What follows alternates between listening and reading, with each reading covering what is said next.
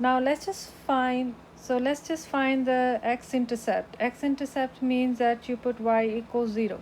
So when you put y equals 0, you get 4 times 0 equals -8. And then x comes out as -8. Writing into a point form, you're going to get -8, 0. Now plot both the points, and you're going to get here 1 2 3 4 5 6 7 8. So this is -8, 0, and 0, 2 is this point.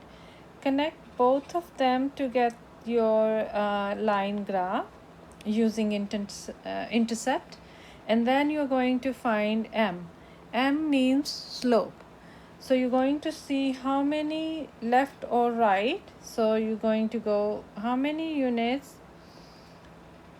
left or right and how many units up or down. So here we have rise 2 units and then run is 8 units. So the slope going to be 2/8 or 1/4. So the slope is going to be 1/4. Now y-intercept is b. So b is same as y-intercept that we already found as 0, 2.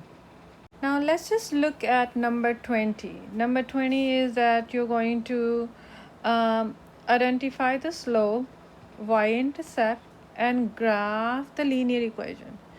If I compare this equation with y is equal to mx plus b, now the m, that slope, is 2, and then y-intercept, that's b, is 1.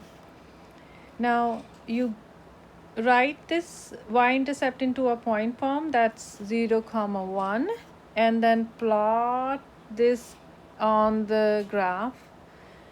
Slope is 2/1, and we read it as rise over run, and we go up 2/1, rise up 2/1, so up 2/1, and then a graph, a line, and that would be graph of your line, that is y is equal to 2x plus 1.